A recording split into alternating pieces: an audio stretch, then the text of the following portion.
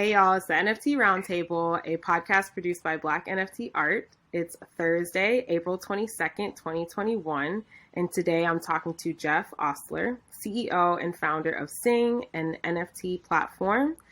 Today we're going to chat about all things NFT. So how are you doing, Jeff? It's good to see you. Hey, Iris, good to see you too. Thank you for having me. Yes, it's my pleasure. For the audience, Jeff and I connected a few weeks back when we first started Black NFT Art, and we had a really dope conversation about what each of us were working on, and we wanted to stay in touch on all of our projects, and so I'm really happy to be able to have you on today. During that conversation, we talked about a bunch of stuff, but one of them was Sing, which is your company. So, can you explain the backstory? Well, first of all, what is Sing? Sure. What does Sing do? And then we can go from there. Yeah, sure. I'm happy to. So, at its core, Sing was created as a method of protecting intellectual property. And so, that means the ability to prove the existence, this sounds really boring, but the ability to prove the existence of a digital file at a given point in time. And there's actually quite a lot to that if you think about it. If you want to protect something, you have to prove a few things. You have to prove who you are. You have to be able to show the thing that you're protecting, right? You need to have an unimpeachable date that says this is exactly when I came up with this thing. And all of those things bundled together are really what represent, or used to represent anyway, a copyright. We think that Sing takes it to the next level because it's the ability to create a copyright on the blockchain and to do it free and as often as you want.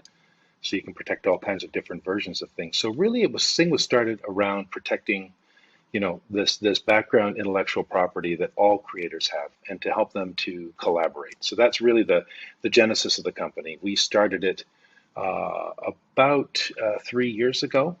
And we actually began, we could talk in a few more minutes, in the patent space, believe it or not. And we found Yes, ourselves moving yes. very much quickly towards creatives, where there's such a huge hmm volume of IP being created.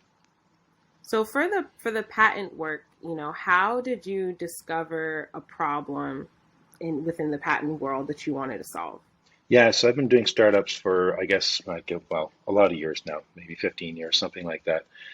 And one of the startups that I did was of all things, a pollution control technology company.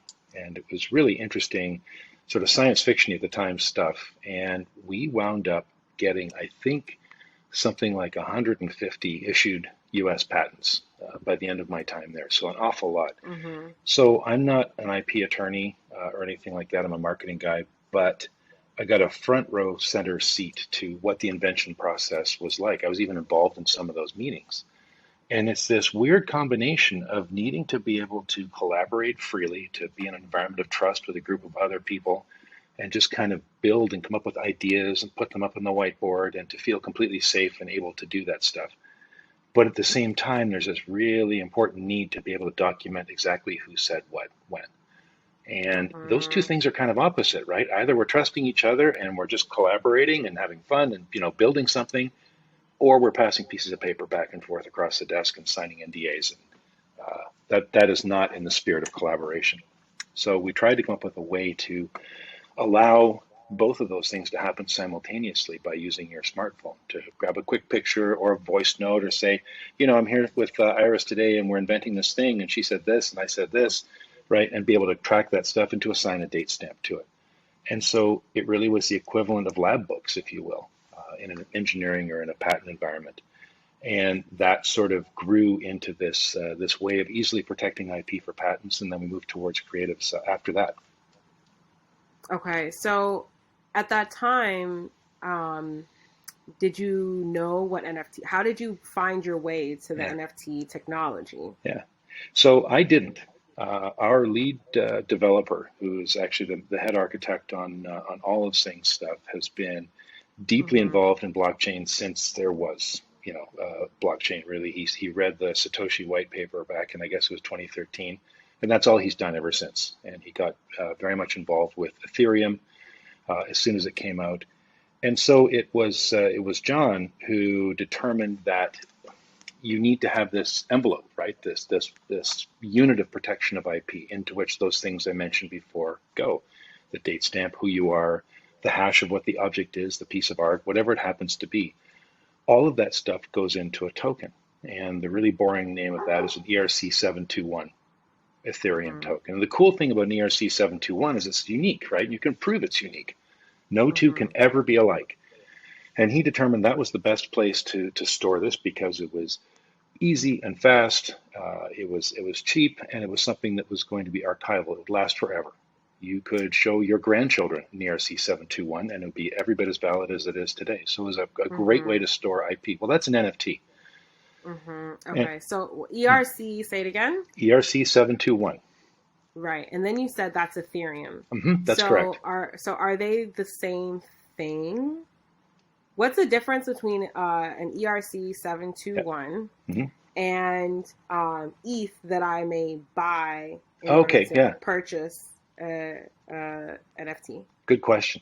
So and I'm going to get really boring here, but ETH, right, the token, the money on Ethereum, Mm-hmm. that's an Yeah. ERC20. So it's just a different type of token. And it's a good Gotcha. lead up, and I see where you're going with this because an ERC20 is a fungible token, just like cash, right? Mm-hmm. If I owe you $100, you don't care if I give you, you don't care which $100 bill I give you, right? Because Mm-hmm. it's fungible. One is as good as they have value, but one is as good as any other. An Mm-hmm. ERC721, which is a different kind of token on Ethereum, there can only ever be one of. It is unique, right? So it has value and it's unique. So that's why it's a non-fungible token or an NFT. Gotcha. Awesome. Okay. So Sing has evolved from focusing on patents to having a lot more attention on creatives. hmm So could you talk about that evolution and where Sing is now? Yeah. It's funny when you begin a startup, and I'm sure you've got this same experience yourself, right, with Black NFT art. You have certain ideas about the way things are going to go, and you kind of Mm-hmm. you march along, and then suddenly you realize, well, wait a sec, there's an opportunity here. And I was actually at the gym one day with a friend of mine who is a VC, and I just really respect, just a great business mind. And I was explaining to him these ideas that we had around the Sing platform and how it was going to protect people doing patents, how you'd be able to take PDFs and be able to prove who signed what, when, and all that good stuff. And that, I really was trying to get into various different companies and get them to understand the value of this. And then we talked a little bit further, and I said, and the funny thing is, I've been talking to these folks in music for a while now, and they keep asking me, am I going to do a version for them? And I'm like, yeah, as soon as I get this thing done, I'll go over to music. And he said, well, wait a second. Let me see. You've got a group of customers who you're trying to pitch, and you've got another group of customers who are asking you to please come and make something for them. What are you doing? So right there, we Mm-hmm. realized we got to move in towards music and really more towards creative, full Mm-hmm. stop, right? So and it becomes obvious in hindsight. There is so much creative stuff being done, right? So many people that are involved in it. It's not just professionals anymore. It's kids. It's everybody. And so they all have the same fundamental need to be able to prove this thing belongs to them. It's a fundamental human thing. You want to say, look, this is mine. I created it before you send it out in the world. Mm-hmm. And really, it's the rest is been our focus for the last 2 years, really, to bring this thing up to speed. Okay, awesome, awesome. So, I know you've had some musicians that have done albums on Sing. Could you give an example and talk about how, people who are creatives in the NFT space, how can they use your platform and what should they use it for? hmm Well, right now, in the case of music, the Sing platform is you access it through a free app.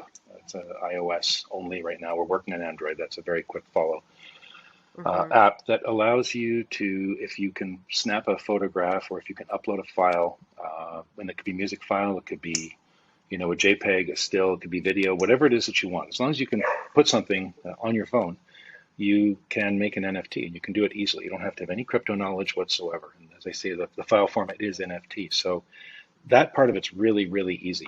We're now working on integrations. I can't announce one yet, but it's really, really close to allow people to use those NFTs and then get them into the marketplaces and to be able to list them and price them and accordingly. So it's very, very easy to make NFTs, to be able to catalog them, to look visually through them. It's, as far as we know, it's the only mobile app that is really designed around the user to be very fast and responsive.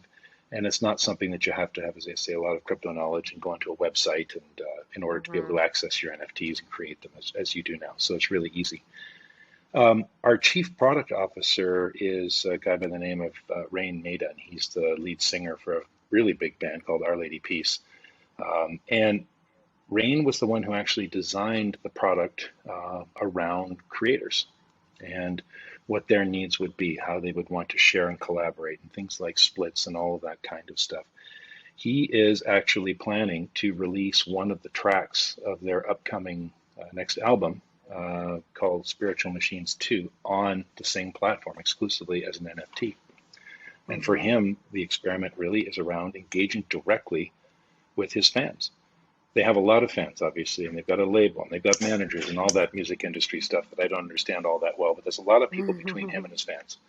And he's Mm-hmm. very much looking forward to making this specific connection and to seeing how that goes. So that'll be our first major experiment with a major, well-known act, and we'll see how that one goes. It's kind of exciting.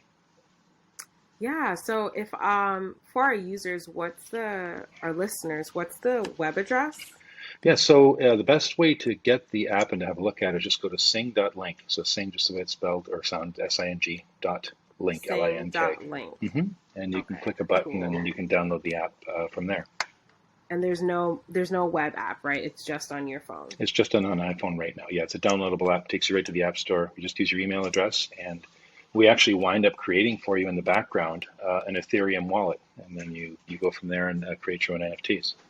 Nice. So you create your NFTs hmm and then you store them in that wallet. hmm And now you're working on people being able to transfer them from that wallet to other platforms. Yeah, we absolutely will be doing that, and we Mm-hmm. can talk a little bit more about that, but we're going to have to be careful, I think, in the early days, which platforms we use and how the NFTs Mm-hmm. themselves are structured. We need to be able to assure that when somebody's creating something and they create a smart contract and they assign, all of the rights to the thing that they're selling, that all that information stays with the NFT and doesn't get stripped off somewhere else, right? Because we want to Right. make sure that the artist is able to protect themselves all the way through the life of that piece of artwork.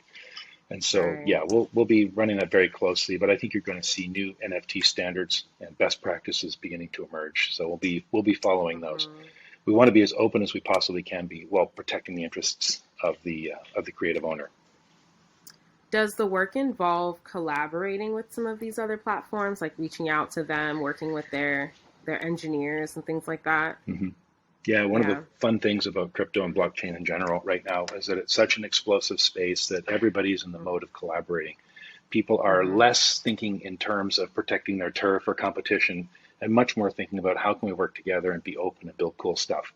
So I'm Mm-hmm. finding it's actually shocking how easy it is to get connected with some of these marketplace sites and some of the other integrations that we want to do. People are just like, yeah, let's just Right. start and get going, and it's a Yeah. lot of fun. So we'll have some announcements coming up very soon on that.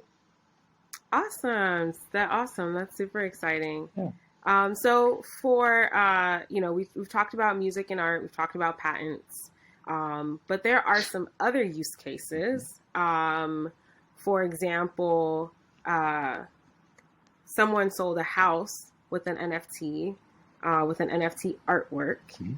and actually, I'm gonna read off this quote really quick. The artwork and the house are up for auction on OpenSea with a minimum bid of 48 ETH, or almost 117,000. That's at the time the article was written. No one has bid yet. The house previously sold at 746,000 on Zillow, Mhm.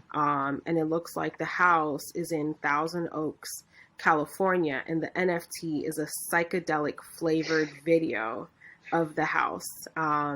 There's an article on The Verge, and it has a picture of the NFT, and it is pretty psychedelic. Yeah. But what do you think about this? Well, so what am I buying first of all? If I buy that NFT, am I buying the art, the psychedelic art that's about the house, or am I actually buying the house? Is that It looks like, is that like clear it in the looks like article? you're buying both. Yes, it Yeah, looks like you're buying both. It's almost like the NFT is kind of like the deed. exactly. There you go. Mm-hmm. right? I mean, forever in society, we have represented things that are incredibly high value with pieces of paper, right? Exactly the deed to your house Mm-hmm. you're talking about. If I go, not that I could, but if I could go to Sotheby's and buy a beautiful piece of art, I would expect to have, detailed information of how much I paid and when. I would want to know the provenance of that piece of art. I'd want some guarantee that it was original. All of that stuff Mm-hmm. is represented by paper. Uh, the deed to your car, right? Just about anything you can think about is represented, but it's all centralized right now. It's run through a bank or through an insurance company, or it's run through a title and escrow office, or whatever the case may be. So there's always somebody between you and I if you want to buy something and I want to sell it. The Mm-hmm. promise of NFTs, I think, and the blockchain in general, is that we no longer need to have that intermediary. You and I can work together, and we can buy and sell from one another directly without the need for anybody in the middle. And that just opens up a whole new degree of speed and freedom and privacy, all kinds of things. And uh, it just becomes economically much better. So much the same way that a musician or a visual artist can get, close to 100% of whatever it is that they're selling. Mm-hmm. If you sell a house, for example, you're not necessarily going to be paying commissions and title fees and all those kinds of things that you're hiring a middleman basically to do. Right. So as long as it can be represented by a piece of paper, then it can be an NFT. And that gets really, really interesting. I think, not to get into a huge amount of detail, and you have to stop me here, Iris, I'm going down a path, but No, I what love it. what gets really interesting to me is, that first question asks, what exactly am I buying, right? If I Mm-hmm. buy a piece of music from a rock band, for example, am I buying all the rights to that music? Do I own the whole thing? Can I perform it? Does that exclude them from performing it?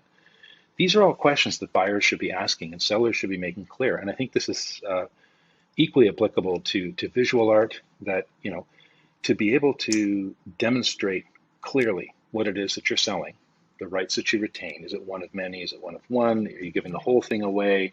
Is it really just a copy that you're giving away, or what is it? Is going to become really important. And that means that we're going to have to start rolling, you know, real live contracts, real world Mm-hmm. contracts in with these NFTs. So that if somebody tells me that I'm buying, print number 800 for a lot of money out of 1,000, and there's a limit, how do I know that they don't just make another 1,000? Because as we both know, that's never happened before, that nobody's ever done that, right? Right. And And so if they do create more than 1,000, how do you have some sort of documentation that you can take to court to that's right. hold them liable? That's right. What's my real world recourse if I find out that the thing that I Mm-hmm. bought wasn't as it was represented? And those Right. things are super important, obviously, to both to buyers to protect themselves and sellers to get a good price. Because the seller wants to be clear. Listen, this is literally one of 1,000, and it has value for Yeah. that reason. And I have a reputation as a seller to protect, and all of these things. So you're going to see, I think, a maturing of the space. Mm-hmm. These Yeah. I often say that smart contracts are neither.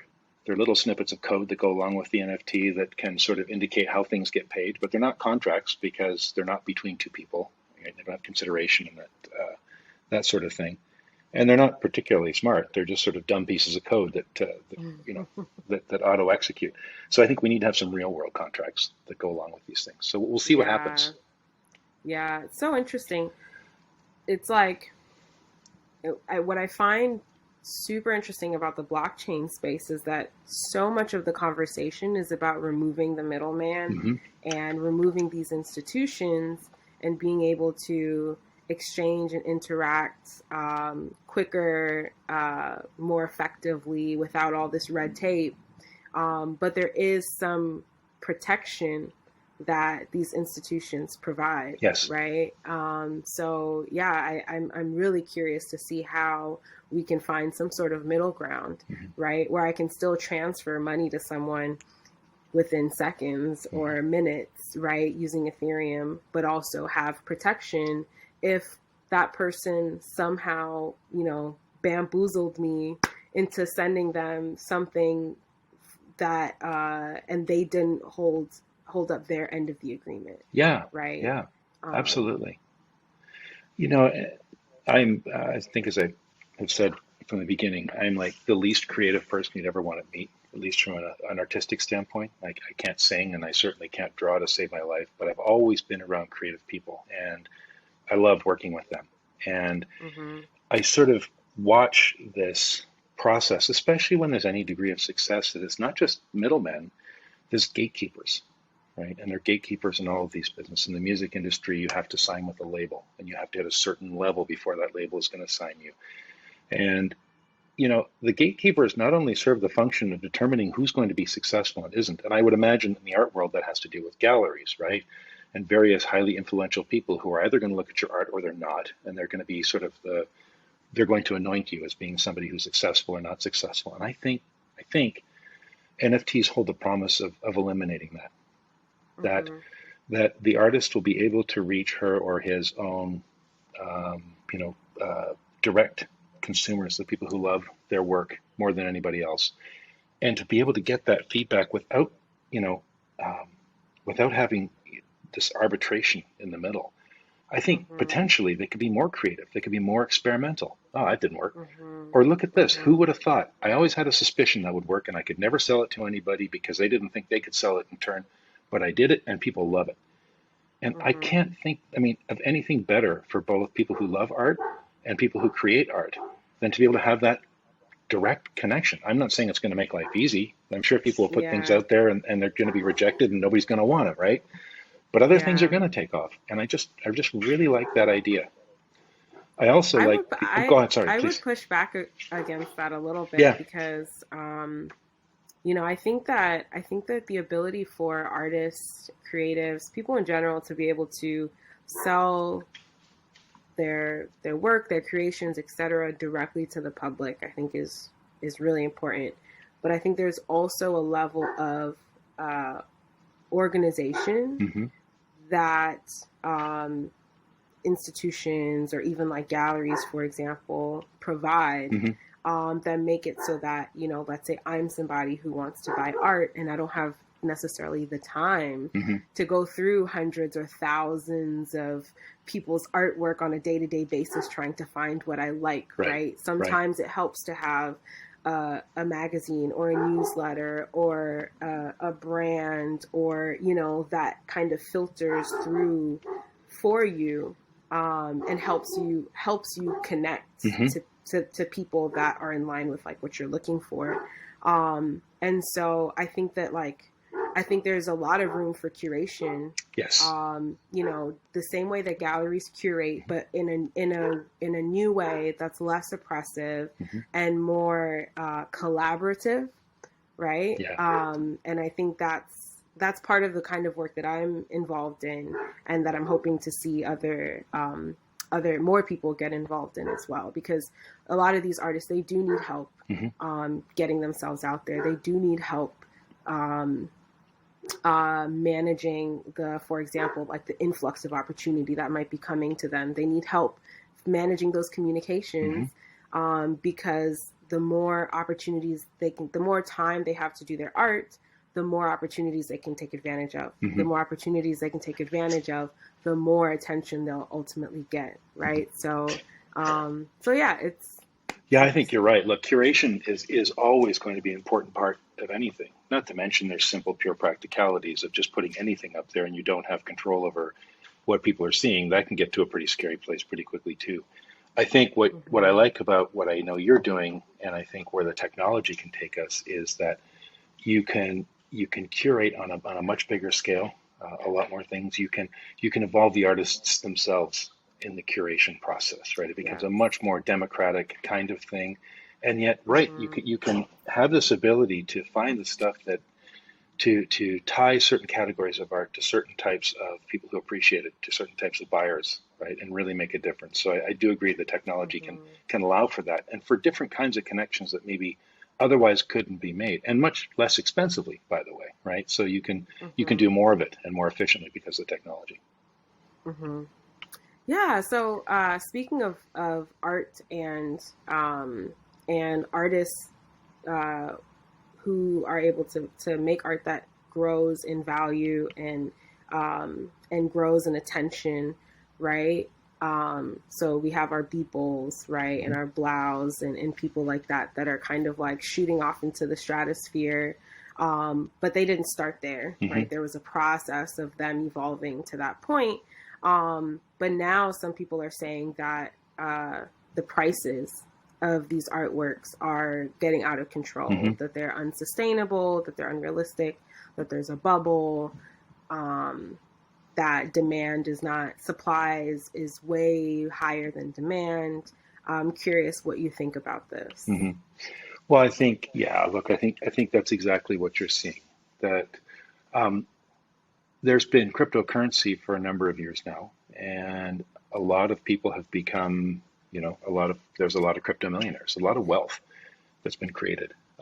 And that wealth has really had nowhere to go. You can presumably sell your Bitcoin, I guess, and pay a huge tax hit and go buy a Lamborghini, if you were lucky enough to be one of them.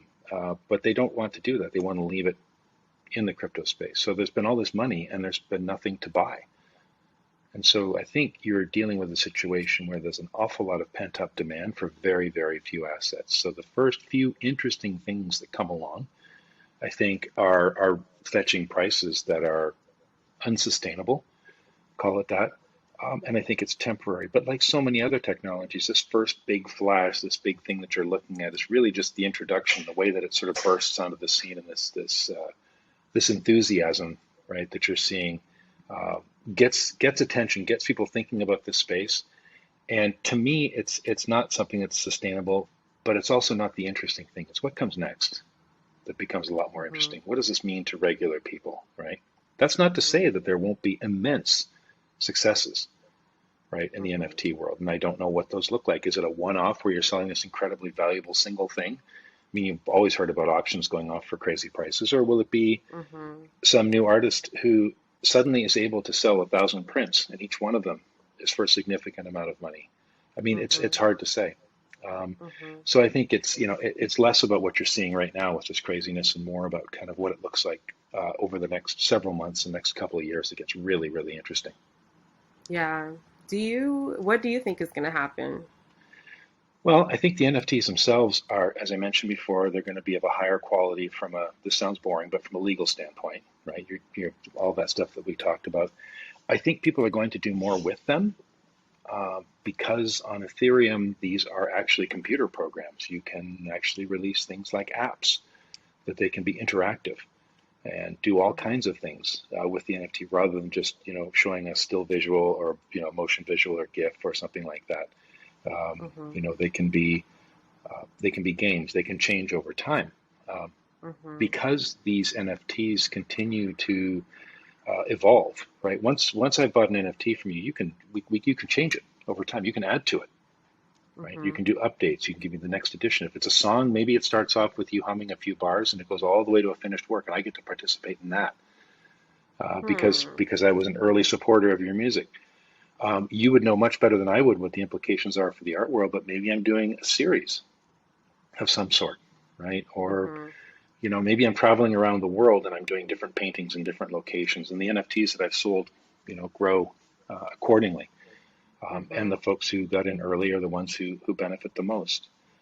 I'm very interested in the notion of artists being able to have carried rights to their work, so that if you do have an up and coming artist that maybe sells a painting, let's say for $100, right, and then that turns around and sells for 1,000, and then 10,000, 100,000, etc., that the artist should be able to maintain a percentage of that every time it sells for all time, Mm-hmm. right? And I Mm-hmm. don't know what that number looks like. Maybe it's 10%. But that way they Mm-hmm. can participate in their own success and their own fame Right. over time. So it seems like a lot of the majority of the platforms that visual artists are using right now allow for that Mm-hmm. secondary sale percentage or royalty. Some of them, there's flexibility in adjusting that number. Some of them, there aren't. Can you talk about on Sing's platform Mm-hmm. what that looks like? Is there a mechanism to build in royalties? Yeah, we're working on that right now, and the answer is yes, there will be. What's Mm-hmm. important for us is to make sure that those can't be modified or messed with after the fact. right? So that they Okay. stay associated with the NFT. Again, there's a real world contract, all of these things we talked about to protect the person who's going to Mm-hmm. be creating their work on our platform and then potentially moving on to monetize it through us.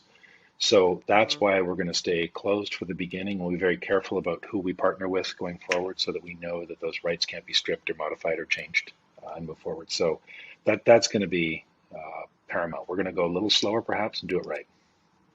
Okay. Okay, awesome. So what are some things that your business is trying to understand and adapt to in the crypto space? You mean other than everything? It's just, Yeah. there's so much going on. I think one of them is that I'm really interested in trying to figure out right now is um, how are people going to use these things once they buy them, right? Mm-hmm. It's one thing to own it, and it's one thing to be able to go to a website and look at it, but how do I make that part of your everyday life? And Yeah.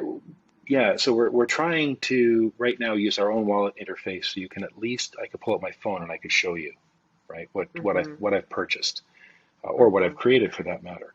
The visual element, The visual, or to be right? able to play it, So, that kind of stuff. If there's an right. audio element to it as well.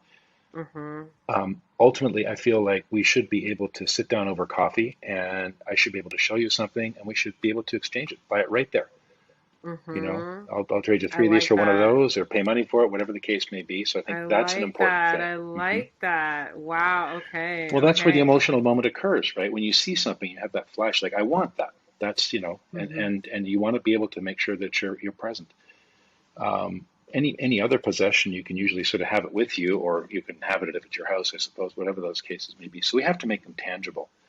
Another Mm-hmm. one, ideas we're playing with is to be able to easily, put your NFT up onto an 8K screen, right? So, Mm-hmm. if you were to either, go out to a public place that has a screen, you'd be able to display your NFTs there very easily, or a private residence, or whatever the case may be. And it should be in, beautiful color, and everybody should be able to look at it. Mm-hmm. Um, Another thing we're working on is the ability to share them, which is kind of hard for people to get their minds around. But you can actually do that with our app right now. I can own an NFT and I can send you a copy and you can see it. You can't do much with it. That's by design. You can look at it, you can Mm-hmm. hear it. You can't download it, you can't share it on. But I should be able uh, to collaborate, if you will, to share that with you remotely, even though I don't give up the rights of the NFT. And so Mm-hmm. I think those are kind of the immediate things that we'd like to work on as much as possible. Particularly, yeah, the commercial aspect to be able to buy and sell right there in the moment. Mm-hmm. Yeah, I like that a lot. I love the idea of being able to exchange with someone in person, and also Mm-hmm. I can see the implications for gifting as well. We're just going to say, Um, yeah, and being inspired to gift. Um, and I think, sometimes a lot of the times when I'm buying gifts for people, it's hard to think of something that would be meaningful. yeah. And so sometimes I think, especially in my family, we revert to just giving money. Mm-hmm. Like, here's a few $100. So it'd be cool if we could be like, here's this NFT that, I bought for a few $100, but maybe 10 years from now, it'll have a whole other value. Yeah. Here's a question for you that I've been wondering about myself is, do you think that there would be a market for, or would there be interested in people being able to commission artworks more easily? If there's an artist whose work I particularly love and isn't that great, do you think that they could create something for me? Is that something you think that people would be interested in looking at or in doing and to be able to connect art lovers with artists in that way? Yeah, I mean, in terms of creating an NFT, Yeah, or exactly. yeah. Yeah, so I'm actually already seeing that in my business. Okay.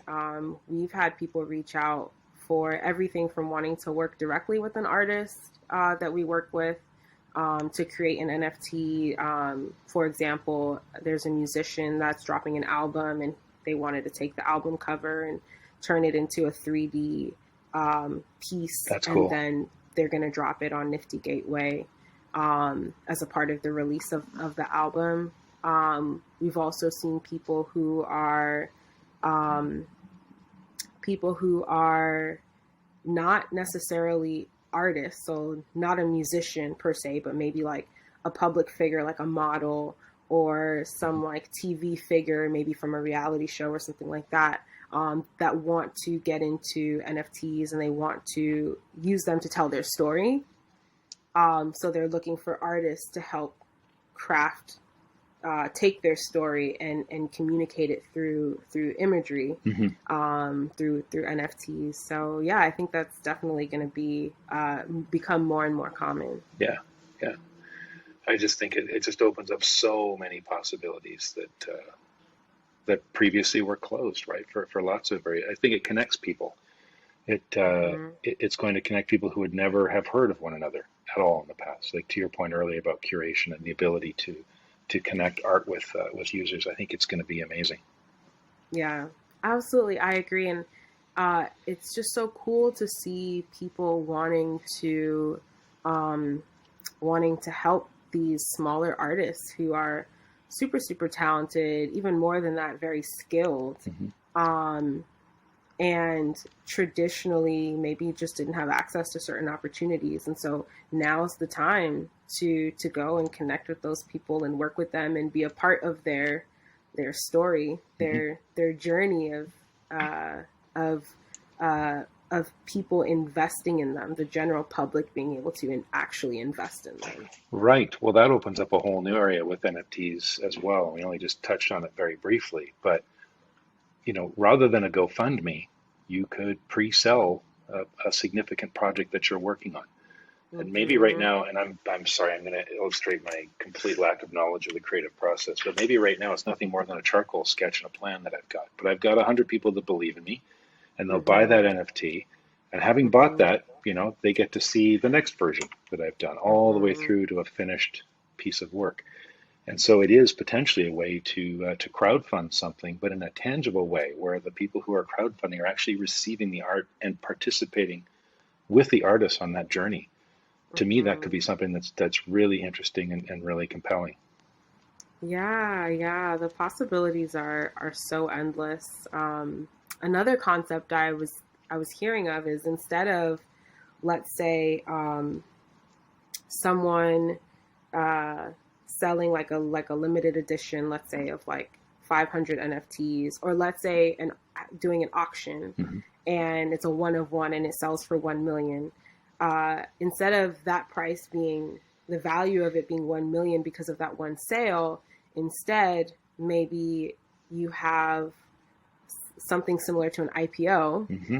right, for a stock, and people from the general public, as many as they as who are interested, can buy into it, Yeah. and that sets the value of the NFT.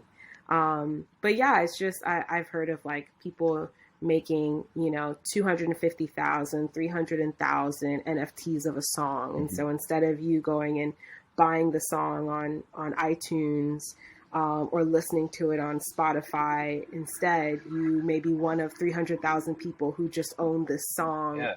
Um, and that's how you listen to it. Yeah. Yeah, it's really cool, the ideas that people are working with. I do think in music that there's been something missing for a long time, and that is the physical copy of the recording, right? Hmm. Um, I'm old enough to remember actual vinyl before it became retro and cool again. I've got some, which is amazing, and I wouldn't part with it for anything. It means a lot to me, right? Hmm. And it's not that I own the rights to any of that music. Of course I don't. That belongs to the artists. I don't have any rights whatsoever, except to that physical object, which I can look at and it's tangible, and I can sell it to you, and maybe I can get it autographed. And I think there's real demand for that stuff to come back. I think we've gotten away from it. Hmm. I think iTunes came Yeah. along and said, hey, a song is worth 99 cents. And then we're not quite sure where all that music went that we bought back in the 2000s. That's gone, it seems. And now you've sort of moved to this, and it's great. I love it. But this ephemeral model of streaming things, right, where I can just sort of, but I still want to buy something. I want to be able Hmm. to own it. And I think maybe NFTs get us there. And that becomes a Hmm. very interesting thing. And it can be Hmm. used in any platform or given away or sold or whatever the case may be over time. Hmm. Yes, yes, and the potential for musicians to retain that value and not have to go through all these publishers Hmm. and different institutions Hmm. to get their music out to out to their audience. I was talking to a musician yesterday, and I said, sort of, what is the equivalent today, right? If you want to get your music out there in physical form, what would you do? And he said, well, I'd probably do a limited run of vinyl. And I said, what would that cost you? And he's like, I don't know, probably about $10,000 by the time it's done, and I've got a stack of, and that is obviously it's expensive. You're not going to do that with everything, and you can't afford to have too many or any failures depending on where you're at in your career. But with NFTs, the cost of making them is really your time, and then to be able to distribute it. If two of them sell, okay, two sold. If 200,000 sell, good for you. It's great. So back to the topic of NFT platforms. You have one. There are a number of other ones out there. There's more and more coming out. Every other day. I feel like I know people who are trying to build their own platform. So what do you think is going to allow some platforms to survive? Because we know that they're not all, it's highly likely that they all won't make it. Of course. Right? So how will platforms need to evolve in order to survive? Yeah, boy, if I had the answer to that, then I would be guaranteed to be the one that was going to be, you might have it. We're trying, that's for sure. Look, I think the first principle is that this is such an immense space that we're talking about, that there's room for so many people. There can be 4 or 5 different competing platforms, all of whom could do very well, at least in the early days, right? And in many different niches. So I think, the emphasis right now is on going as fast as you possibly can and just, creating cool things and working openly with others. And eventually things will get there. It always does. They'll reach a point of consolidation. Big guys will come in and things will get straightened out. But this particular moment is a lot of fun. But I think, look, there's certain principles that just sort of survive all along. For one, put the customer at the center of what you're doing, right? If an artist creates an NFT with us, that belongs to them. It is theirs. It is not ours. So we're not going to say, oh, look, you're locked into our platform. You should be able to take it off our platform and go anywhere you want with it because that is your property. And that's the promise of the blockchain. So start with that. Make sure that you're offering something that people want. And if they don't, then they can go, somewhere else. I think, again, the quality of the NFTs, the rights associated with them, protecting both the sellers and the buyers is going to be really, really important. It will be a big differentiator. And just overall utility. How easy is it to make them? How many can you make? And feature sets and that kind of thing. And I think it's just run as fast as you can. Is kind of going to be our approach. Yeah, I feel you on that a lot. Pacing, your pace is so important. And what I've seen is that, if you hesitate, someone else is right there. Who's Somebody else didn't do it. That's right. Yeah. That's right.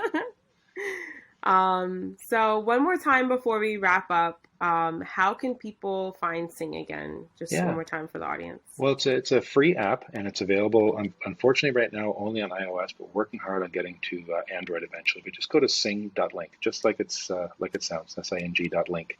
And there's a download button on the page, takes you right to the App Store. Super easy, and it's free. So, I encourage people to download it, play with it. Love to get their feedback. Yes. Well, thank you so much, Jeff, for joining us today. Thank you to all our listeners. We really appreciate you for tuning in. We're really excited for this whole NFT space. Just so much exciting stuff going on. And again, thank you, Jeff, for joining us. Thank you so much for having me, Iris. Appreciate it. Yes. All righty. Have a good day. Okay, you too.